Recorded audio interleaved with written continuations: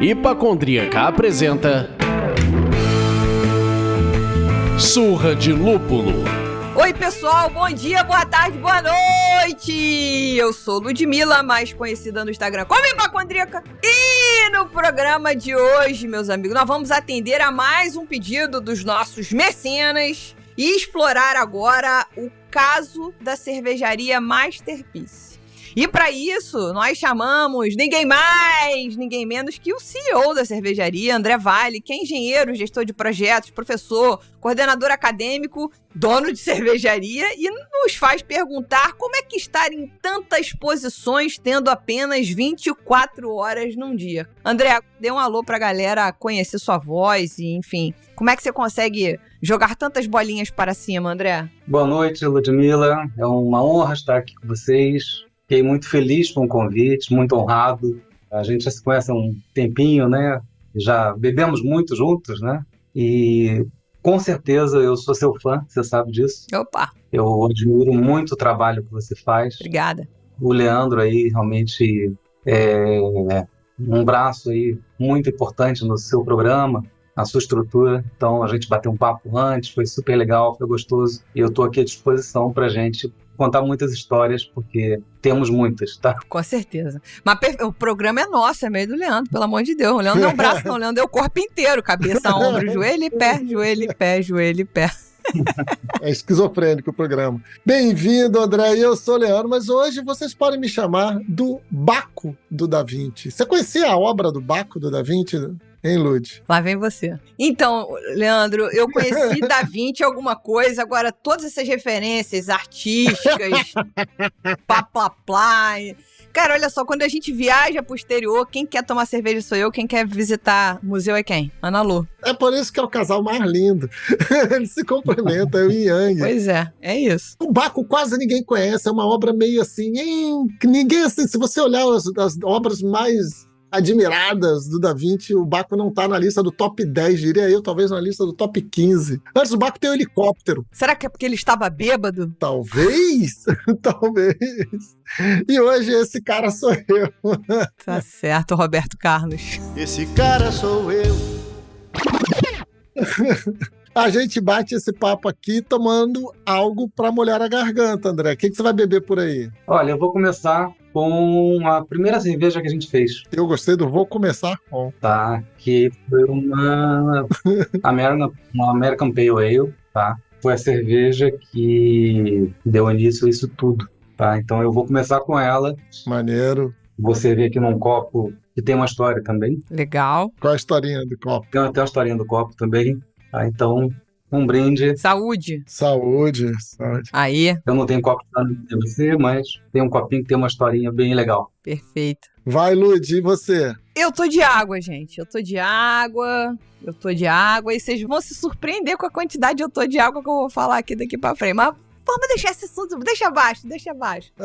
E você, Baco do Da Vinci, na verdade, fantasiado de Roberto Carlos, usando uma pena pendurada no cabelo. Tá bebendo o quê? Adorei. Esse cara sou eu, porra. Por favor, joga na IA pra criar isso. Eu tô bebendo água também. Também tô nessa fase de, durante a semana, segurando. Só eu que tô bebendo cerveja? Pois é. Mas não há crime, o papo continua fluindo bem. Depois de 220 programas, tomando cerveja em cada programa, chega uma hora que a gente precisa falar, isso é um programa ou isso é uma desculpa pra beber? Muito bom. Vocês não bebem, eu bebo vocês. É, exatamente. É isso, perfeito.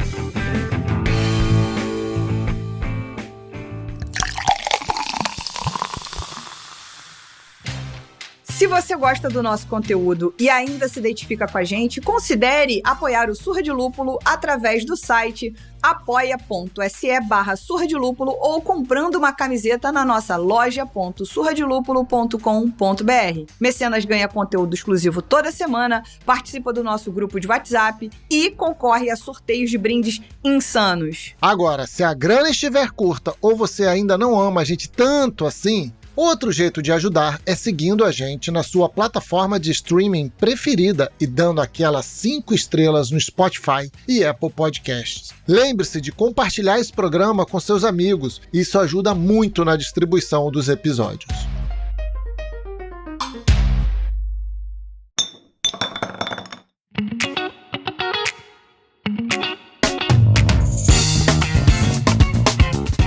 E vamos para a pergunta, Lud, vai você.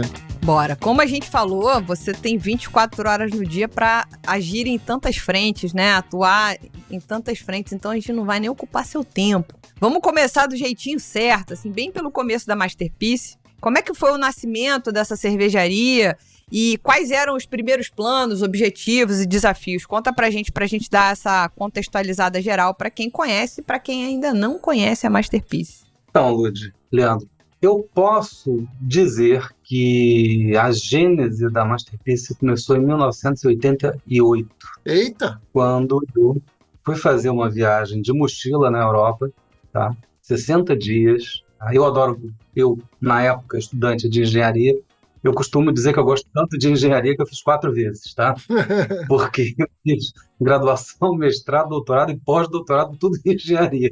Então, eu, na época, era estudante de engenharia, e uma das paradas foi em Amsterdã, onde eu visitei a antiga fábrica da Heineken, na época que fabricava Heineken lá no centro de Amsterdã. Hoje virou aquele museu, né, que é Heineken Experience. E aí eu fiquei, abismado, eu fiquei apaixonado pelo processo de fabricação. E na época tinha uma coisa meio bizarra, Você visitava a fábrica, tá, e repare, eu estava de mochilão com dinheiro contado. Aí depois de você visitar a fábrica inteira, eles te levavam para uma espécie de bar ali dentro e você bebia de graça durante 1 hora, o que você quisesse. Hoje eu te dou uma cerveja, né? Na época você bebia, e aí o bizarro é que o que tem sempre no final? Uma lojinha, e eu, idiota aqui, comprei 6 copos da Heineken, fiquei de mochila mais 50 dias e carregando 6 copinhos de vidro, idiota aqui, entendeu?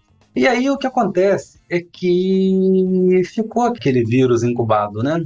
Bem, me formei, comecei a trabalhar com normas técnicas da ABNT, e eu fui secretário da ISO, da Organização Mundial de Normalização. Uhum. E aí, todo ano tinha uma plenária num determinado país. Em 97, a plenária foi em Portland. Portland fica lá longe, né? Fica lá no estado do Oregon. Tá? É longe, ela fica em cima da Califórnia. É uma viagem longa, tá? Uma viagem bem longa. Eu lembro que a gente saiu daqui no sábado, e levamos quase 24 horas viajando, conexões, Aí você fica cansado, aí a gente chegou no domingo à noite, dormimos, no dia seguinte, 8 horas da manhã, já começa os trabalhos, aí chega 5 horas da tarde, da segunda-feira, o que você tem vontade? Tomar uma cervejinha, né? Uhum. Aí entramos no primeiro bar, e aí, lembrando, fazendo uma retrospectiva, 1997, o sonho do brasileiro ao viajar para os Estados Unidos era tomar a Budweiser, King of Beers, não é verdade? Uhum. A gente sonhava em tomar Budweiser. E ela tinha mais de metade do mercado americano. E aí eu cheguei num bar, lá em Portland, eu falei, eu quero uma Budweiser. O cara me olhou com uma cara feia, assim, Te julgando. Você imagina, você entra lá na Masterpiece e fala, eu quero uma Itaipava, entendeu? Nada contra Itaipava, mas... Uhum. O cara chegou pra mim, não, aqui não tem Budweiser, aqui só tem a cerveja que nós fabricamos. Eu achei aquilo muito curioso, pô, que legal, vocês fabricam cerveja? Pô, interessante. E aí eu, fui para no dia seguinte, outro bar, a mesma coisa. No terceiro dia, outro bar, obviamente, você tá viajando lá, bebe todo dia, né? E aí, a mesma coisa. Cara, na época a cidade tinha 60 microcervejarias. E eu fiquei muito curioso com aquele movimento, e eu passei a acompanhar o crescimento do mercado artesanal americano. Eu lembro naquela época os caras tinham 1%. Hoje, em termos de finanças, em termos financeiros, é 25%. 1/4 do mercado todo americano é craft. Uhum. Tá? Em termos de volume é 16%, mas em termos de faturamento é 25%. Uhum. Uhum. Então, eu acompanhei esse crescimento todo. E o que aconteceu foi que, em 2016, eu estava reassumindo a coordenação, porque eu sou coordenador acadêmico da FGV há 27 anos. E eu estava reassumindo uma coordenação do curso de TI. Uhum. E o que aconteceu foi que eu fui em 2016 a CES, é uma feira de tecnologia, Consumer Electronic Show, que acontece todo ano, na primeira semana de janeiro, em Las Vegas. O negócio é bizarro, é enorme. Você imagina assim, uns 7, 8 pavilhões do tamanho do Rio Centro, e aí você fica, na semana, e você fica 5 dias, de 8 da manhã às 6 da tarde, você não consegue ver tudo. Uhum. E lá eu tive uma experiência que me marcou muito. Eu fiz entrei no stand, um dos stands era da Intel, e os caras estavam demonstrando uma imersão em realidade virtual, em alta resolução. Uhum. Aí eu coloquei aquele óculos, aquele capacete, na verdade, aí eu fiquei chocado. Me deu um estalo na cabeça. Caramba, o que eu faço hoje vai acabar. Porque até então, qual era a minha rotina? Segunda, eu dava aula no Brasil inteiro, pela FGV. Uhum. Segunda e terça numa cidade, quarta e quinta em outra, sexta e sábado em outra. Uhum. Eu passava o ano inteiro viajando, tinha 1 milhão de milhas nos miles, pra você ter uma ideia. E aí o que acontece? Eu falei, acabou, o meu negócio vai acabar em 10 anos. Porque o cara vai botar um capacete daquele e vai ter aula em Harvard, da MIT, em Stanford, em qualquer lugar que ele queira do mundo. Não vai mais ter a presencialidade. Então eu tive esses insights e eu falei, cara, eu tenho que ver o que eu vou fazer por causa da minha vida, né? Porque o que eu faço vai acabar. Uhum. Só que eu achava que ia acabar em 10 anos. Tá? E o que a pandemia fez foi uma mega aceleração disso aí, né? Houve uma grande transformação digital causada pela pandemia. Hoje, 90% das aulas que eu dou são via Zoom, não são mais presenciais. E aí, o que acontece? Voltei para o Brasil e aí eu falei, caramba, o que eu faço da vida?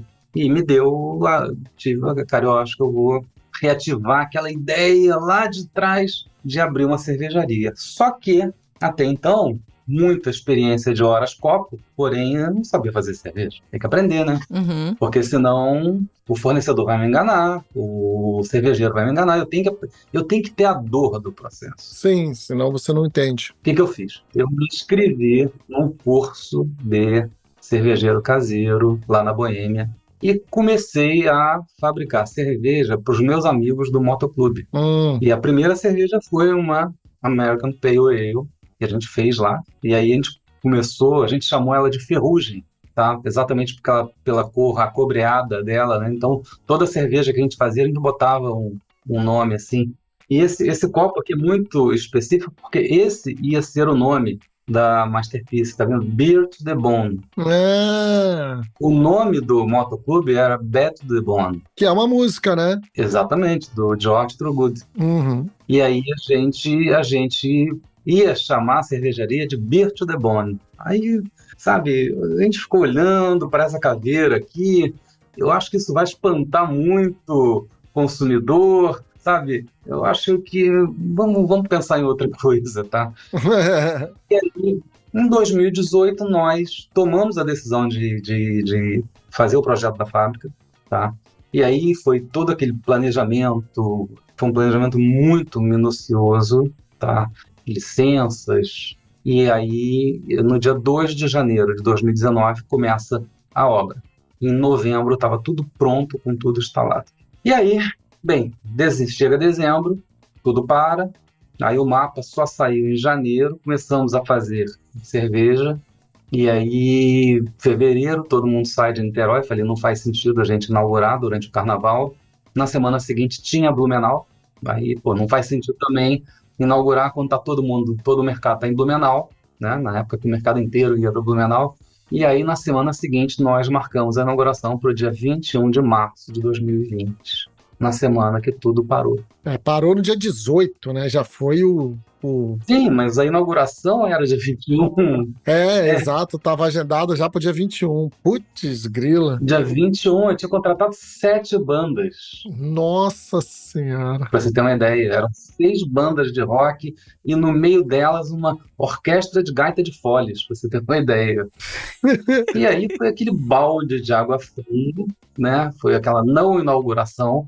Uhum. E aí, cara, o que faz? O que a gente faz? Caramba. E aí a gente pensa, cara, um dos cursos que eu coordeno é o de TI, né? Eu sou autor do livro de e-commerce da FGV. Cara, vamos fazer delivery. E aí, em 2 semanas, eu botei no ar um sistema de delivery e a gente passou a entregar, porque as pessoas estavam em casa, não estavam bebendo, né? Uhum. Então foi a nossa salvação naquele início. E eu costumo brincar que, passados 4 anos, nós não inauguramos ainda. Ainda não tivemos a nossa inauguração. Não teve a festa, não usou, não. Teve acesso de nada, de nada. E foi realmente, foram.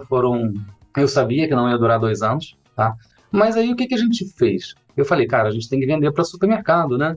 Tem que vender para supermercado. Então começamos a fazer o projeto das latas. E foi interessante porque a agência que nos atendeu, ela veio com 3 estudos, né? Veio com 3 estudos. Quando eu olhei para aqueles estudos, eu falei, cara, nós temos uma oportunidade aqui, tá? De não ter uma linha, e sim 2 linhas. Então, o que a gente fez? Nós lançamos a linha clássica, que é formada pelos 6 estilos mais vendidos no Brasil: Pilsen, Session IPA, Weiss, Pale e Red. E tem a 7ª, que é a Zero. Tá? Nós temos uma cerveja Zero. Ok. Só que um dos estudos, eu gostei tanto que o cara botou um quadro da Mona Lisa. Eu falei, caramba, tá aqui uma coisa legal. A gente tem uma linha clássica e uma linha premium. Nessa linha premium, a gente vai fazer cervejas super especiais. E a primeira foi a Mona Lisa, que foi uma Catarina Sour com morango e siriguela. É a nossa cerveja hoje, nossa segunda cerveja mais premiada, com 13 medalhas internacionais. Então foi realmente... Mas a ideia foi muito da proposta que a agência trouxe para a gente. Eu tive um insight naquele minuto que eu ouvi e eu falei, olha, a linha clássica vai ser a Volkswagen, a linha premium vai ser a Audi. São todas fabricadas pela mesma cervejaria, mas com 2 linhas diferentes. Então a gente teve esse insight de marketing para que a gente pudesse ter uma linha que... Cerveja para quem gosta de cerveja, tá? Sem invenção. São cervejas bem feitas, são cervejas clássicas, cervejas que você toma, você gosta, e as outras a gente se permite inventar e fazer, recriar estilos históricos, tá? Então foi realmente... A ideia veio aí desse momento. Porque naquele momento a gente tinha 2 opções. Ou a gente para tudo, tá? Espera passar, e aí naquele momento, quem é que sabia quanto tempo isso ia durar? Ninguém. Exato. Ninguém. Mas eu tinha algum insight histórico, sabia que não ia durar 2 semanas, porque a pandemia de 2018 demorou 2, 3 anos, né? Ou seja, a gripe espanhola. Então eu sabia que não ia ser coisa rápida. Então eu falei, cara, vamos acelerar, por quê? Vai todo mundo retrair e tá na hora de dar uma de maluco, né? Sabe? Isso me lembra até um show do Ramones, que eu, no velho canecão, eu tava lá atrás com um amigo meu, eu tava doidão com um amigo meu, bebendo pra cacete lá com o meu amigo. Eu lembro. E aí a gente vendo de longe, né? Aí em algum momento, assim, passados 20 minutos de show, um idiota solta uma bomba de gás lacrimogêneo no meio da multidão. Aí abriu aquela multidão, assim, e eu falei, vamos lá pra frente. Vamos lá pra frente. E a gente foi, cheiro esquisito, que a gente ficou lá na primeira fileira, e aí o cara me deu essa ideia de dar uma acelerada, porque tá todo mundo retraindo e tá na hora de acelerar, porque quando isso acabar, a gente vai estar lá na frente. E aí foi o que aconteceu. Cara, é bom você falar, e assim, você contou da história desde o nascimento, dessa triste coincidência, né, de ter focado no e-commerce para fazer a distribuição, né, para poder vender online e tal, para fazer o delivery. Mas vocês são uma cervejaria localizada em Niterói. E aí, uma coisa que você acabou não passando um pouco aqui na apresentação é como é que funciona o posicionamento de vocês em relação a essa distribuição. E se o foco de vocês está no mercado local ou em atender em todo o Brasil? Como é que é esse objetivo de propósito da marca quando você criou, espelhando ali a tua experiência em Portland e a tua experiência na Heineken, lá em Amsterdã, e depois o que aconteceu no ato da inauguração da pandemia, ter que fazer com que você tivesse que agir de forma bem ágil mesmo e mudar o plano, né? Pelo que eu entendi. Sim, vamos lá. Motivos pelos quais a Masterpiece é em Niterói, tá? Eu moro aqui. Então, eu fiz graduação e mestrado e trabalhei minha vida inteira no Rio, tá? Eu não queria mais isso porque eu perdi alguns anos da minha vida na ponte de Niterói. Então, eu não queria mais ter um negócio que eu tivesse que me deslocar muito. Sim, entendo. 2, a legislação de Niterói favorece. Praticamente você pode ter cervejaria em qualquer lugar da cidade, exceto em 3 ruas. Então, por quê? Eles entenderam que é uma atividade não poluente, é uma atividade que não faz barulho, as leveduras trabalham em silêncio, Uhum. sabe? Não estou botando uma siderúrgica, tá? Não estou poluindo. Sim. Então, a legislação favorece. Terceiro, é o maior IDH do Estado e a maior renda per capita do Estado. E por último, nós estamos a 14 quilômetros do maior mercado, que é o Rio de Janeiro, e é o segundo maior mercado do Brasil. Então, eu estou mais perto de consumidores, de bares, de PDVs da Zona Sul, de fábricas que estão na cidade do Rio de Janeiro. Nós estamos muito perto. Entendi. Então fazia todo sentido ter a fábrica em Niterói, tá? Mas a gente entende que nós queremos atender o mercado como um todo. Não só Rio, mas São Paulo. O nosso e-commerce entrega no Brasil inteiro, né? Então, o nosso objetivo não é ser uma cervejaria somente local, e sim estar atendendo o Brasil inteiro. Mas, obviamente, e digamos, essa consideração não é minha, é de um amigo meu, Gustavo Barreira, da CBCA. Cara, a melhor forma de você crescer é em espiral, né? Se por acaso o teu vizinho ali de bairro não sabe que você existe, pô, quem é você para estar vendendo em São Paulo? Primeiro conquista, vai conquistando e aumentando o raio cada vez mais até que você domine o mundo, né?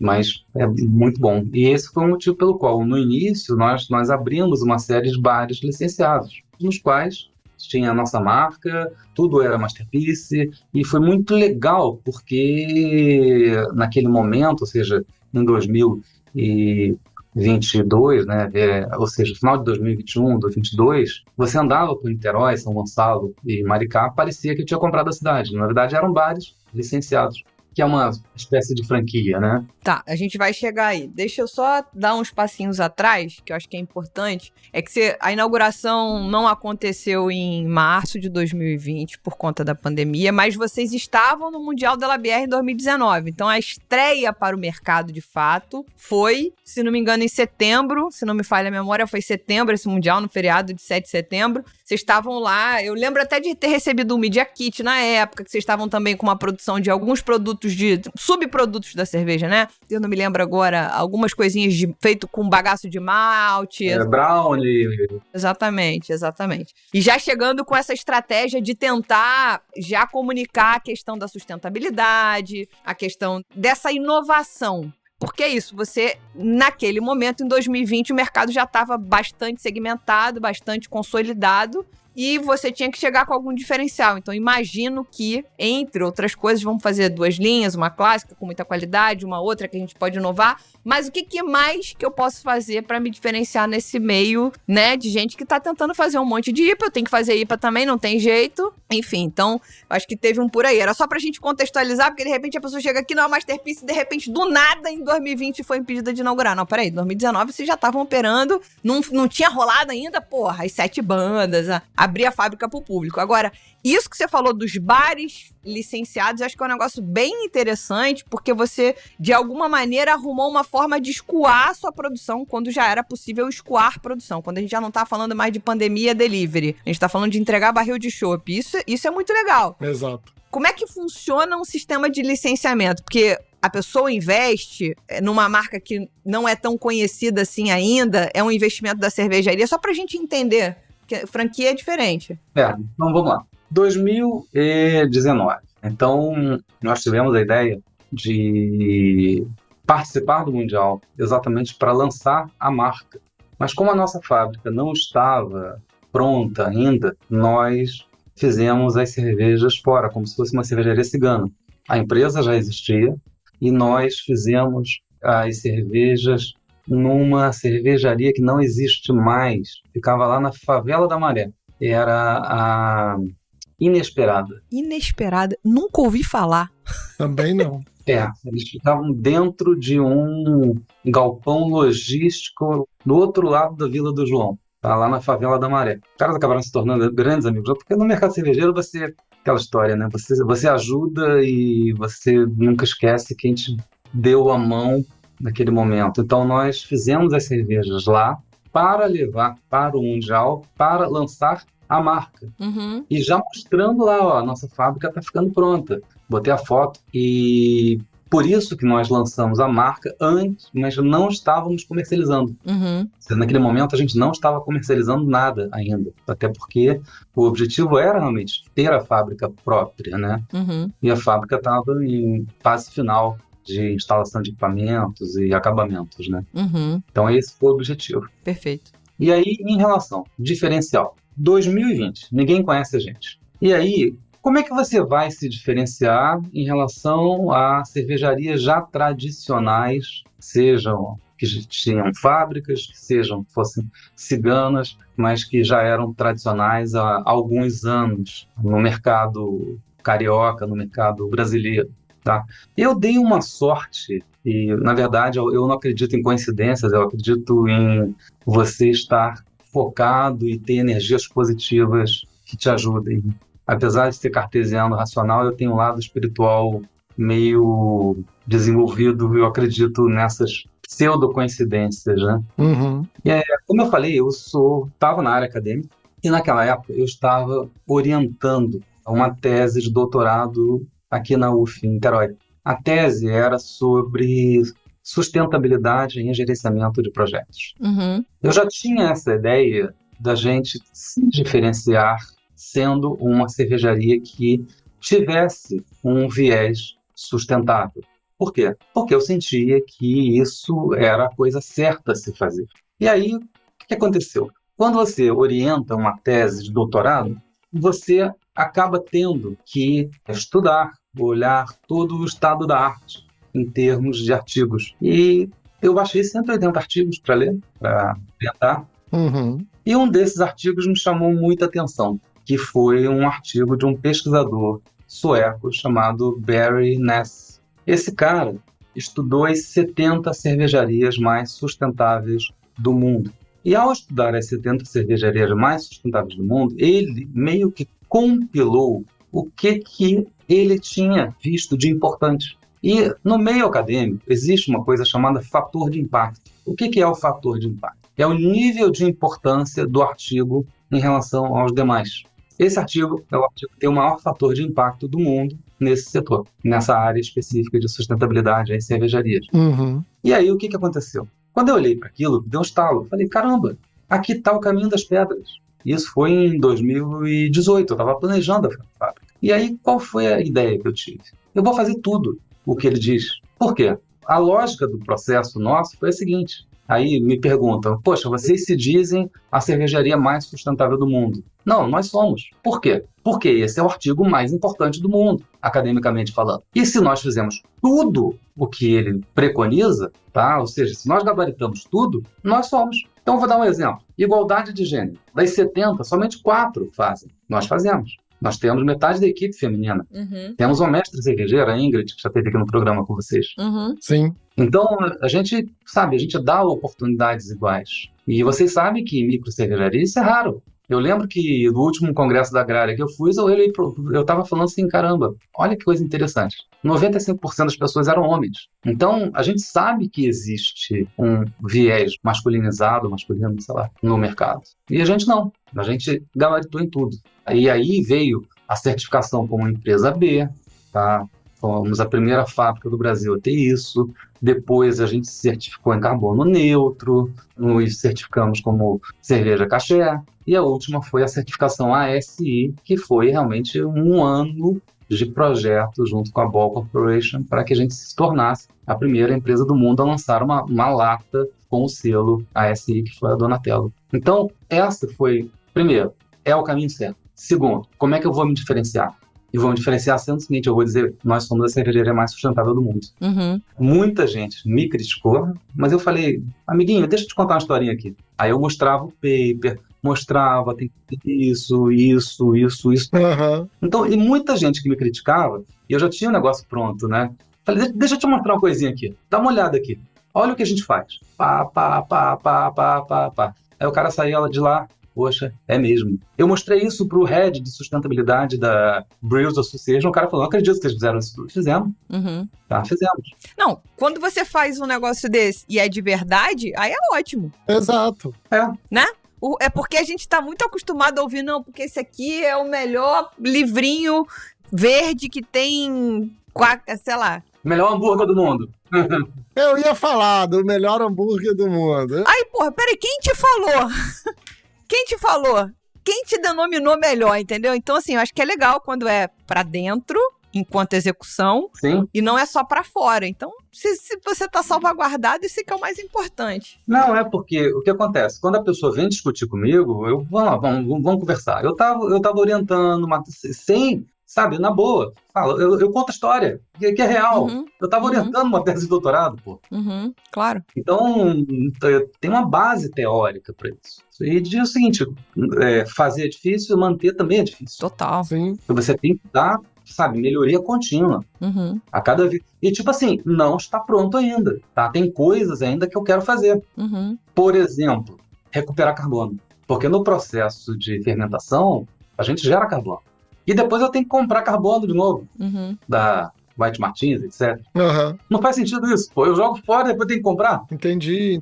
As grandes têm usinas de recuperação. Agora, micro cervejaria, eu, por exemplo, não conheço nenhuma que já tenha feito isso, tá? Embora já comecem a surgir equipamentos menores exatamente para isso. Então tá no nosso checklist recuperar carbono. Legal. Não só porque eu acho que é legal, não estou jogando carbono da fermentação fora, mas eu estou economizando dinheiro, porque eu estou deixando de comprar carbono. Sim, aí vem o. Posso até vender, né? Sim, sim, sim.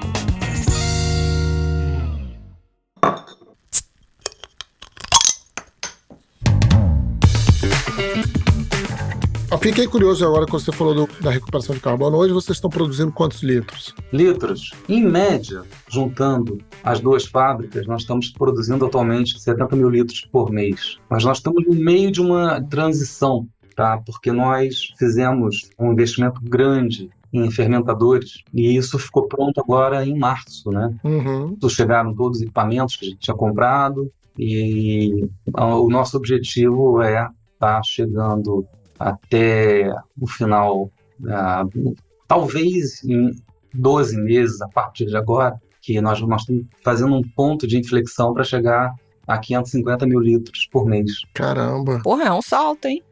Nós temos equipamentos para isso. Uhum. Tá tudo instalado, tá tudo funcionando, agora tem que botar a roda para andar, né? Sim. Tá, mas a ideia é ser uma das maiores fábricas artesanais do Brasil. Então, você pegou e deu o gancho perfeito para você responder o que eu tinha perguntado ali, que eu acho que isso aí é a receita de bolo. Produzir cerveja não é fácil, mas tendo a Ingrid tocando aquele barco ali ajuda muito. Uhum. Mas vender cerveja é difícil, porque tem muita gente aí. Então, eu acho que esse pulo do gato que você teve da história dos bares licenciados, eu queria entender isso, que licenciar é diferente de franquear. Como é que é isso? Se eu quiser licenciar um bar da Masterpiece aqui no Rio, como é que é? Explica pra gente poder entender como é que funciona esse negócio. Então, a gente está descontinuando isso. Ah, entendi. A gente está descontinuando, a gente está trocando por um outro projeto que a gente está tocando nesse exato momento.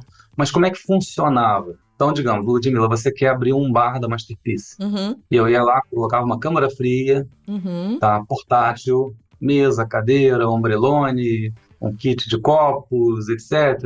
Ou seja, letreiro, etc. E você virava a nossa licenciada. Entendi. Tá? Então, essa era a ideia. Foi uma ideia que a gente fez, deu certo no início, mas mostrou-se muito dispendioso em termos de capital. Imagino, pô. Então, E manutenção, né? Porque não é só instalar, tem que manter também. E o cara dava pau na câmara fria, o cara me ligava, ó, deu ruim aqui, como se fosse minha culpa. Na verdade, ele que tinha que resolver esse negócio. Claro. Então, nós estamos lidando com um projeto, que eu ainda não posso dizer, mas que vai ser 10 vezes melhor. Não, mas é interessante. É interessante essa sua colocação. É só pra gente colocar aqui que a gente vê a história das grandes marcas que chegam lá e falam assim, ó, se você comprar Exato. só de mim, eu te dou todo o mobiliário, eu te dou ombrelone, eu te dou copo adesivado, blá, blá, blá, blá, blá. Uhum. Você deve saber disso. Isso é mais velho que minha avó. Você deve saber disso tão bem quanto eu. Só que, porra, você fazer isso com a cerveja artesanal é um pouco mais difícil. Com uma cerveja viva, uma cerveja que não tá pasteurizada, que você quer que o chopp saia de qualidade, você, porra, montar uma câmara fria, velho. Mano, putz grila. Mas sabe qual foi o pulo do gato dessa história? Nós descobrimos um fabricante de câmara fria móvel. Uhum, entendi. Casou. Então, por quê? Se por acaso o cara falisse ou desse ruim o negócio, o projeto, e a gente teve um, Uhum, você tirava. eu ia lá, pegava e levava.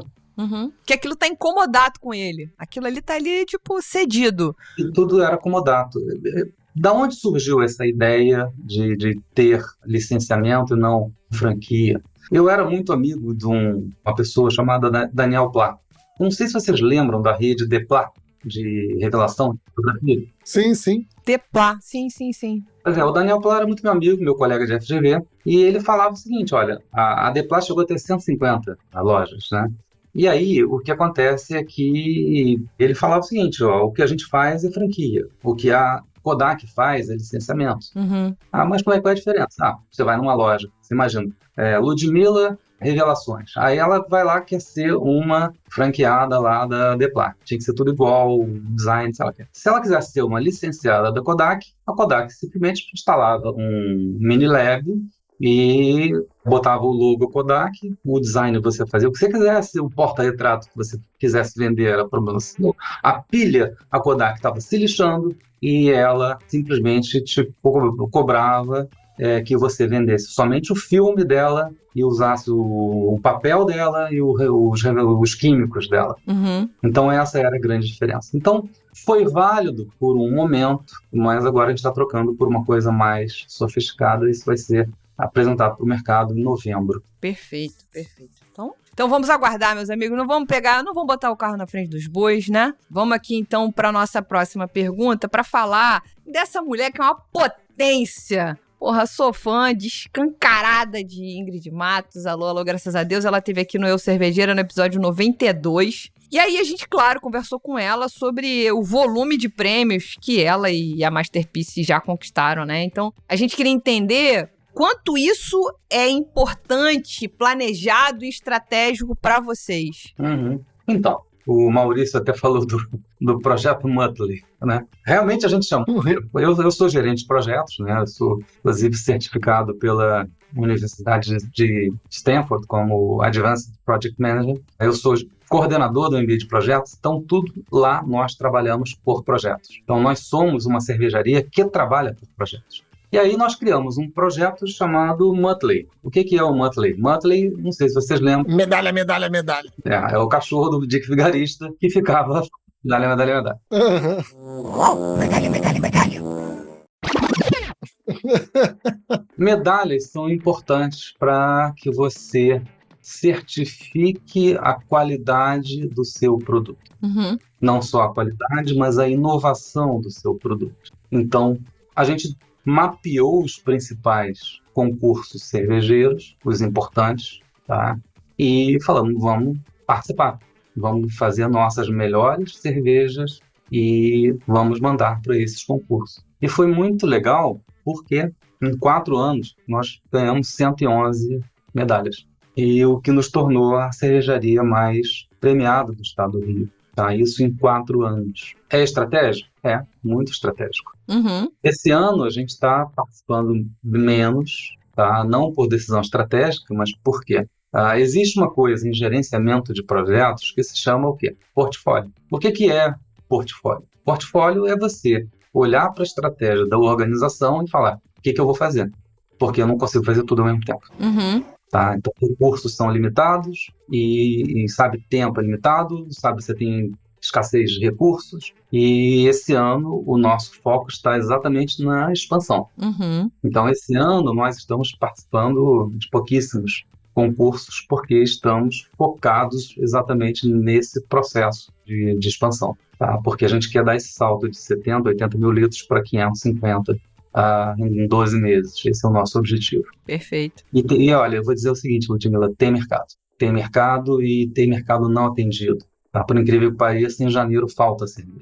E aí você vê notícias como o fabricante X diminuindo o tempo de fabricação e a gente já sabia que o outro fabricante também faz isso na época do verão, porque, na verdade, quanto menos tempo você faz, mais produção você tem Porque falta cerveja, por incrível que pareça, no verão, né? Entendi. Tá? E o Rio tem essa vantagem para as cervejarias e não tem inverno, né? Então a gente brinca que a gente tem verão e inverno. Então, sabe, você está bebendo cerveja o ano inteiro aqui. Uhum. Tá? Em países que são mais frios, realmente tem uma sazonalidade muito grande. Uhum. Pra gente, não. Pra gente, essa sazonalidade é menor.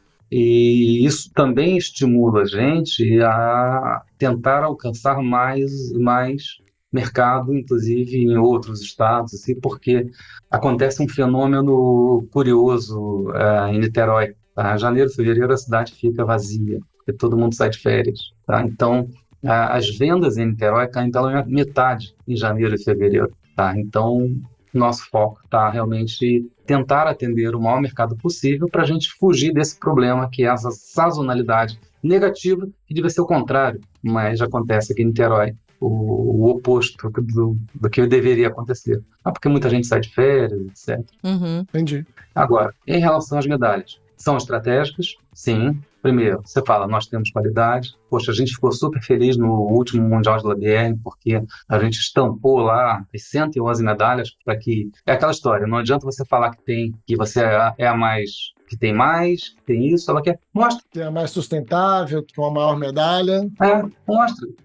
O que eu mostrava? Eu plotei lá no nosso stand as 111 medalhas. Aí o cara vai falar o quê? Não tem. Tá ali, cara. Pode checar. Entra lá no site do concurso e checa. Uhum. Perfeito. E isso foi muito importante, por quê? Outra coisa interessante é que nós levamos 18 torneiras, né? 18 cervejas para o Mundial. Todas elas eram premiadas. Então isso é muito legal. Muito bom você ter trazido isso, até lembrar desse Mundial e tal, porque, como você falou logo no começo do papo, né, quando a gente perguntou ali do nascimento e tal, você falou de estar entregando as cervejas até em supermercado. Uhum. A cerveja premiada que vai para supermercado, como é? É a mesma ou não? Ou é a mesma pasteurizada? Ela tem algum processo de armazenamento diferente? Como é que funciona o tempo de gôndola, o tempo de vida dela, né?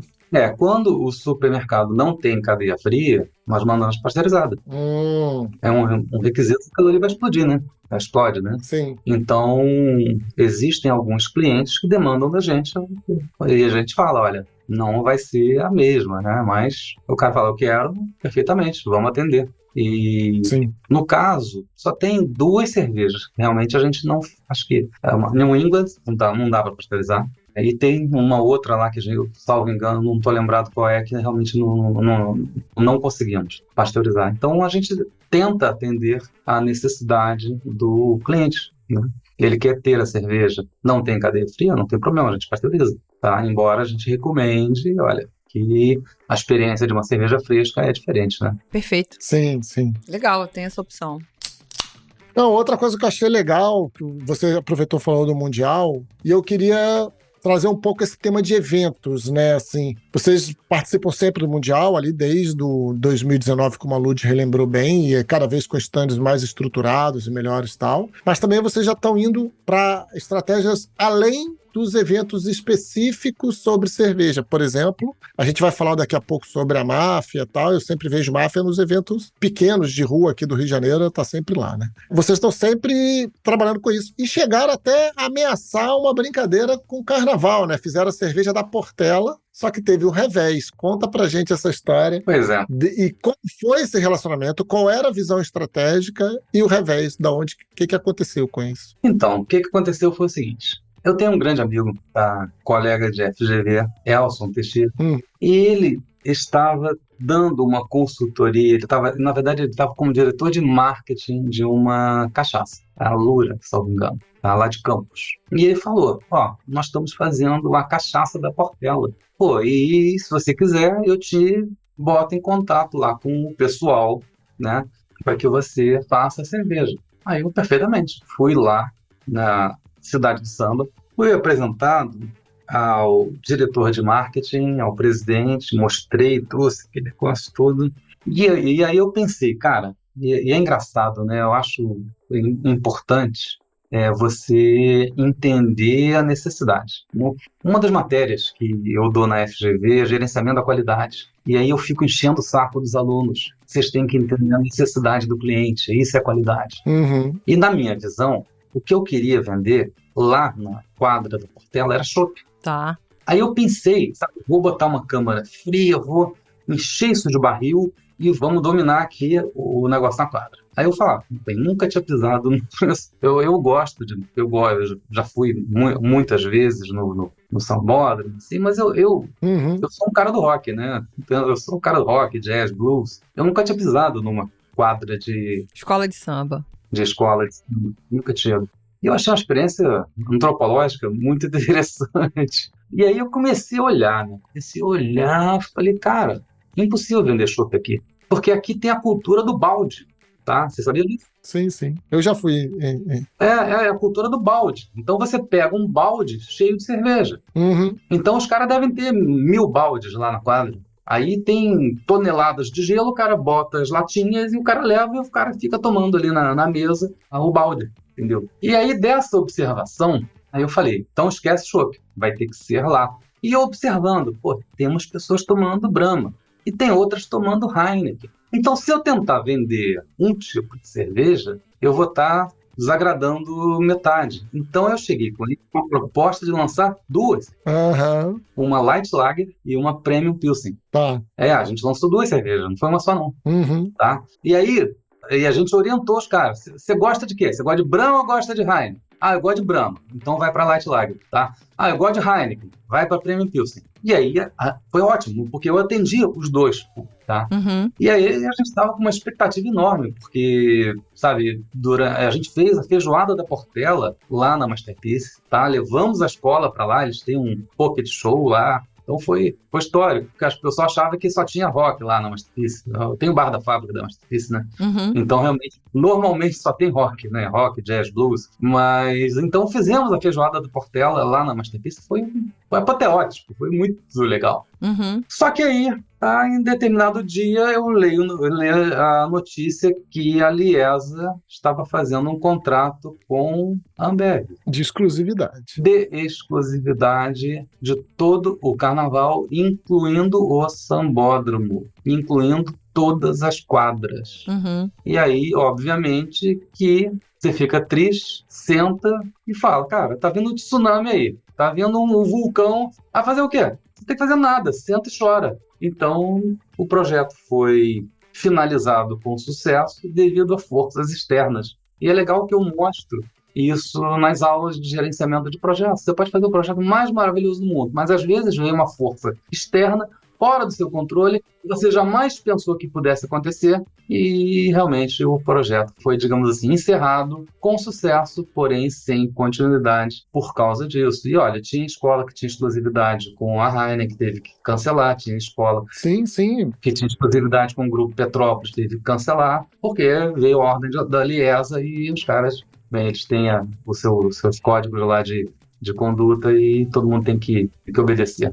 Não, e sem querer fazer trocadilhos, a ordem da Liesa é bicho. Opa, desculpa o trocadilho. E vale o que está escrito na ordem da Liesa. Bicho, vale. Verdade. E eu acho que o mais legal disso é assim, independente de ter conseguido ir a termo de, sei lá, vender no sambódromo, whatever, né? Você, como você falou, você fez a feijoada da Portela lá na Masterpiece e tal, não sei o quê. É você sentir o gostinho de colocar a mão num lugar que você fala, cara, dá pé. Ainda não, mas dá pé. Uhum. Sabe? Sim. Porque eu não sabia que era impossível, eu fui lá e fiz. Ah, porra!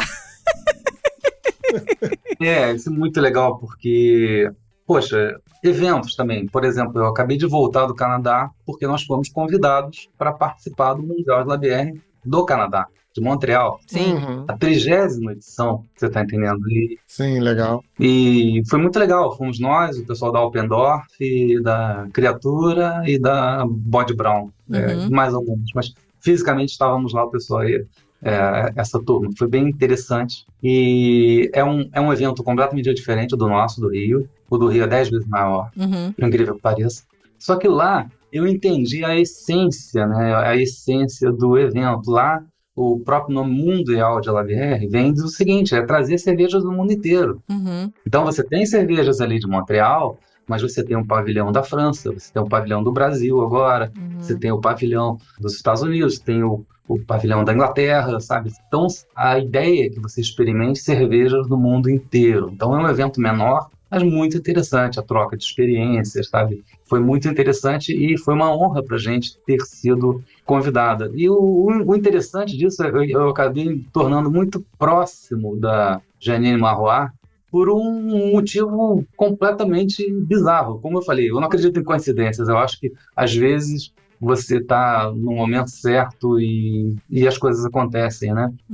Em 2019, a gente estava construindo a fábrica, e aí, em março, abril, sei lá, não estou lembrando, por aí, no início do ano, eu fui na Craft Beer Conference, em Denver, tá? Porque a gente estava vendo uma série de coisas, e aí eu falei, cara, eu estava ainda aprendendo todo o processo, né? Porque eu posso até dizer, eu estou escrevendo um livro, tá? Sobre toda essa experiência. Eita! Eu tenho até o nome do livro, Um Howley no Mar de Cerveja. Howley, para quem não sabe, é aquele surfista que invade a praia dos outros. E aí, na verdade, eu coloquei esse título para falar que, cara, eu era um outsider, completamente, né? Então, até hoje, eu me lembro o quão eu era visto com desdenho pelos demais. Cara maluco, tá querendo fazer maluquice aí. Eu era visto com muito desdenho no início. E aí, em 2019, eu estava lá em Denver, e aí eu usava a estratégia do jacaré, né? O jacaré fica ali, né, só com o olhinho de fora, só olhando, né, na linha d'água.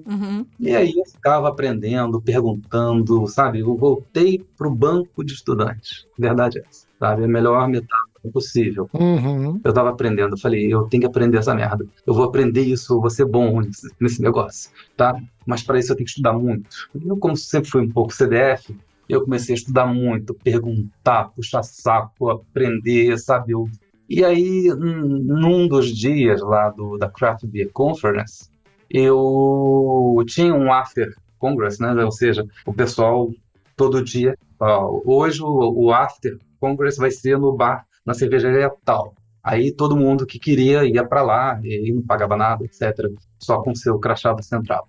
E eu tava lá, aí uma senhorinha baixinha assim olhou pro meu crachá, porque eu sou André Bittencourt do Vale. Bittencourt é um nome francês, né?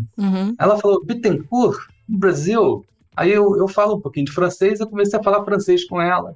E aí, depois eu vim saber que ela era a Janine Marrois, que era a CEO do Mundial de Labière. E o namorado dela é o Tony Forder, que é um dos maiores cronistas sobre cerveja do mercado americano.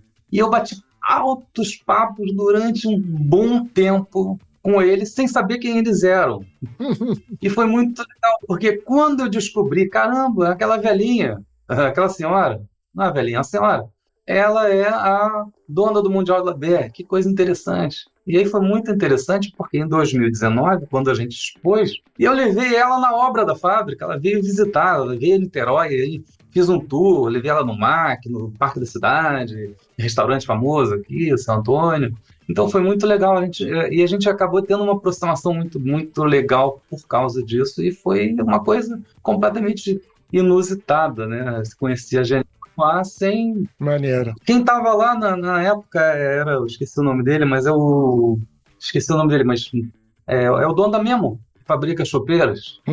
Tá. Tá, então, anos depois, eu falei, cara, a gente estava junto lá no Mundial, lá no Craft Beer Conference, então a Memo é um dos maiores fornecedores nossos, né? Então, eu acho que essas coisas são energias positivas que acabam se agregando e juntando, alinhando vetores, eu costumo dizer assim. Muito legal. O Maurício está aqui com a gente, perguntou o treco da panela pendurada. A gente começou a fazer cerveja lá para o pessoal do Motoclube numa panela de alumínio dessas de 30 litros, né? Foi um negócio meio bizarro essa época, porque a gente estava fazendo muito, a galera bebia tudo. E eu falei, cara, como é que a gente aumenta a produção? Na época, a gente fermentava em bombona de 20 litros, e aí eu comecei a colocar isso em geladeira. Aí eu trocava o controlador da geladeira para manter lá, só fazia eu, tá? 18 graus. E aí eu falei, cara, eu preciso de uma segunda geladeira, tá? Aí, caramba, poxa, tá precisando de mais uma geladeira. Eu não tinha uma geladeira. Falei, aí eu tive uma ideia, porque a gente estava fazendo isso numa casa que meu pai tinha aqui em Niterói, meus pais tinham aqui em Niterói, que meu pai tinha se mudado e a casa estava lá meio que à disposição, sem saber o que fazer, etc. Nessa casa tinha uma sauna. O que eu fiz? Eu tenho uma ideia. Vamos colocar um ar-condicionado na sauna, vou colocar o ar-condicionado a 18 graus e vou fermentar todas as bombonas aqui na sauna. Então eu tenho fotos de época de ter 30 bombonas de cerveja sendo fermentadas lá nessa sauna, com um ar-condicionado a 18 graus. Coisa de caseiro mesmo, né? E do lado a gente fez uma câmara fria, porque depois que ficava pronta, a gente ia lá, colocava no barril, e aí dava uma carga de gás, mexia, coisa de caseiro mesmo. E funcionava. Tá? Isso que é o gostoso da história de ser o caseiro. E essa panela nós penduramos dentro da fábrica, mas num ponto bem específico, sabe? Num canto. Para quê? Para lembrar de onde a gente veio. E nunca perder a humildade de lembrar do que a gente fez, sabe? Então isso aí é um símbolo pra gente, mas principalmente algo que remete ao nosso passado. Nunca podemos perder a essência do que a gente se propôs a fazer. Perfeito. Bem legal.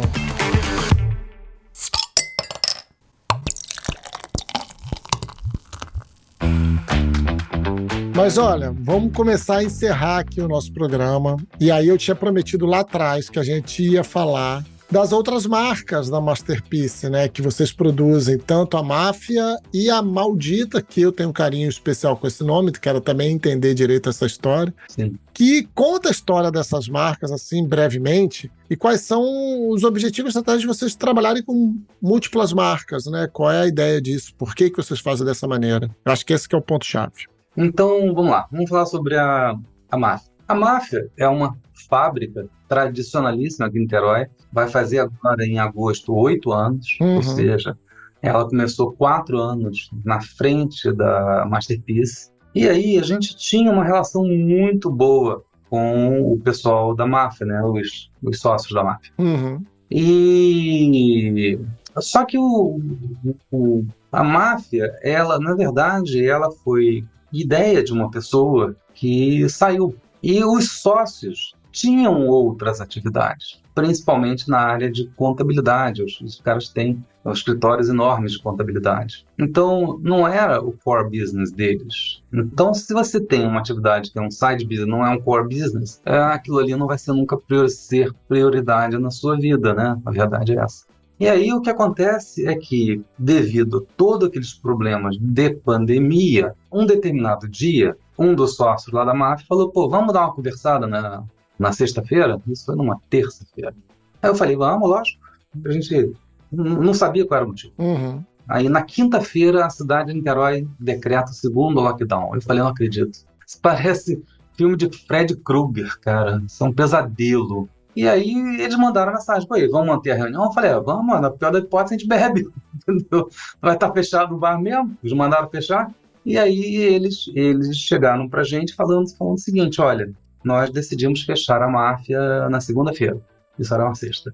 Aí eu fiquei chocado, falei, como assim? Porque a gente tá desanimado, e eu fiquei chocado, mas naquele momento eu vi uma oportunidade, né? Por quê? O que acontece? Eu tinha planejado a Masterpiece em fases, tá? E eu estava exatamente naquele momento Por quê? Quando nós começamos, nós tínhamos 4 fermentadores de 1.000 e uma panela de 500 litros. E a gente já tinha comprado outros fermentadores e estava exatamente no momento que eu estava com uma proposta da Japa e outra da Egisa, para trocar por uma panela maior, tá? Para aumentar a produção. E aí, o que acontece é que eles chegaram e falaram que iam fechar, e se a gente queria comprar. Aí eu falei, cara, não fecha não, me dá uma semana, que eu vou bolar um negócio, um modelo interessante para que a gente possa trabalhar junto. E aí eu fiquei uma semana bolando, que eu fazia bastante isso lá na FGV, dando uma modelagem de uma operação conjunta, no qual a gente poderia ter ganhos de escala se por acaso a gente unificasse algumas áreas, como, por exemplo, compras, logísticas, recursos humanos. E aí nós fechamos negócio. Eles toparam a minha ideia e nós compramos metade da Máfia em 2022. Aí o que acontece é que 1 ano depois, aí a gente renovamos a linha de cervejas da Máfia, começamos a fazer uma série de melhorias, E aí a gente teve o cuidado de ter É engraçado, né? Eu lembro muito bem de um livro no qual foi relatado a fusão entre a Compaq e a HP, tá? Que eram duas empresas de TI. E eu lembro muito claramente de pegar, cara, você não pode chegar e passar um rodo tirando todo mundo da outra. Você tem que olhar para os processos e ver quais são os melhores processos, porque você tem uma oportunidade única de fazer um benchmarking, de ver quem é que faz melhor. E a gente começou a olhar processo por processo. Uhum. E aí, se por acaso tivesse um processo que na máfia a gente considerava que era melhor, a gente passava a adotar da Masterpiece. Se tivesse um processo da Masterpiece que era melhor, a gente passava a usar o mesmo processo na máfia. E daí foi. Um ano depois, eles chegaram e falaram, André, vem cá, você não quer comprar tudo, não? Eu, meu sócio, eu não sou o único dono. E aí eu falei, cara, interessa. E aí, no ano passado, a gente finalizou a aquisição da máfia. As duas cervejarias são independentes, são duas empresas independentes que compartilham recursos. Elas têm linhas que são diferentes, as cervejas são diferentes. Eu divido o meu tempo entre as duas e buscando sempre o melhor resultado possível e muitas vezes competindo entre a gente mesmo. Uhum. O que é engraçado. Eu não tenho nenhum problema, a Ambev não faz isso, a Brahma não compete com a Antártica, então por que a Masterpiece não pode competir com a máfia? Perfeito. Então é essa história. São duas cervejarias independentes, tá? Mas que compartilham recursos. A gente chama, isso não é uma joint venture, é uma joint operation, é um acordo de cooperação entre duas cervejarias. Entendi. E isso a gente ganhou muito em termos de escala. Porque, por exemplo, ao invés de comprar X toneladas de malte, a gente compra 2X. Sim. E aí, comprando 2X, eu tenho um desconto maior. Então, a gente consegue ganho de escala em muitas operações. Uhum. Sim, sim. Sabe? Então, esse é o motivo pelo qual existe a máfia nessa história. Então, ela não é uma marca da Masterpiece, ela é uma cervejaria independente. Uhum. Já a Maldita é outra situação. Eu sou amigo de infância do Alexandre Torres, que foi dono do grupo Fluminense, que tinha o Jornal Fluminense e a Rádio Fluminense FM. Uhum. Acabaram de lançar um filme do Cacá Diegues, né? Aumenta que só é o Sim, sim, sim. né? Não sei se vocês assistiram, é muito interessante. E o Alexandre Torres, ele queria lançar uma cervejaria chamada Maldita, aproveitando o legado do nome, né? E eu falei, cara, eu faço para você. Eu faço, porque ele queria cuidar da parte de marketing, Uhum. mas ele não queria se meter na operação de uma cervejaria que, convenhamos, é algo complexo. Eu costumo dizer que eu acordo todo dia com 800 problemas para resolver. Tá? Não vou conseguir resolver todos, então eu olho quais que eu vou resolver. Tá? Quais que eu vou resolver. Tá? Que, aliás, essa citação não é minha, é do Carlo Bresciani, mas eu fui aluno dele e eu falei, professor, posso roubar essa citação? Ele, perfeitamente. Então ele falou, todo dia você acorda com 800 problemas. Você não vai conseguir resolver todos, então decida quais que você vai resolver. Então a operação industrial é complexa, tá? Você tem que gerenciar todos os stakeholders, desde clientes, fornecedores, funcionários, logística, greve, inundação, sabe? Anyway, muitas coisas. Então, ele não queria tomar conta disso. Ele queria realmente usar o legado da Maldita e ele queria ter realmente uma cervejaria. Eu falei, cara, eu faço para você. Então, o que nós fizemos foi um contrato de licenciamento da marca. Então, a marca Maldita é fabricada pela Masterpiece, é vendida pela Masterpiece. Então, é uma marca que é licenciada pela gente. E eu pago royalties para ele, para a empresa dele. Entendi. E é bem legal, né? Porque ficou uma linha muito bonita, tá? Então a gente pegou uma linha clássica, né?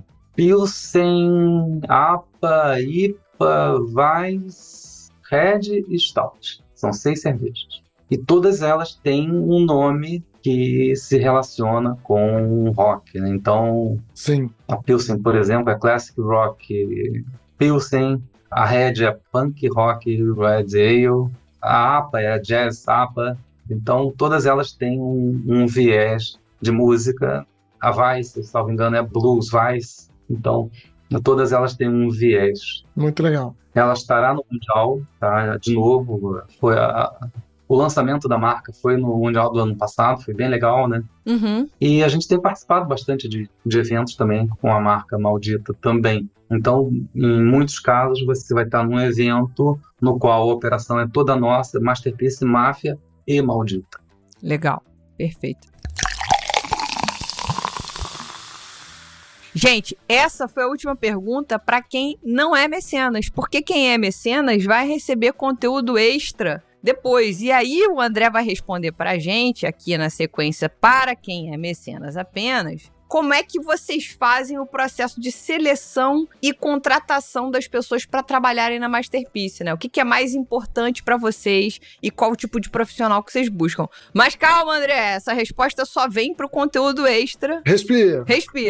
Essa resposta só vem no conteúdo extra e a gente já queria aproveitar aqui e agradecer a sua presença. Foi sensacional conhecer um pouco mais da história da Masterpiece e, enfim, estamos aqui para outras oportunidades. Muito obrigada pela sua participação. Obrigado. Obrigado, André. Adorei bater esse papo aqui, ouvir o caso Masterpiece e vamos continuar agora para quem for mecenas. Quem ficou com essa, queria ouvir o conteúdo, acesse o site apoia.se/surradilúpulo e faça o seu apoio lá pra gente que você vai receber conteúdo extra toda semana. Encerrando o programa do jeito que a gente gosta, agradecendo aos nossos mecenas que nos ajudam a manter a casa arrumada e muito conteúdo incrível toda semana. Vitor Bertu, Almir Castro, Henrique Gonçalves, João Esposito e Djair Billy. É isso, meus amigos. Leandro, até semana que vem, né? Até semana que vem, né? Viu? Aprendi. É isso, perfeito. É assim, rápido. Aprendo uma semana, na outra não. Exato.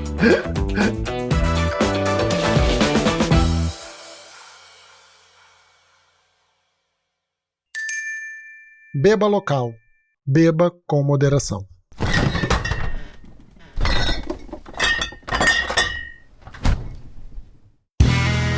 Este podcast foi editado por Play Áudios.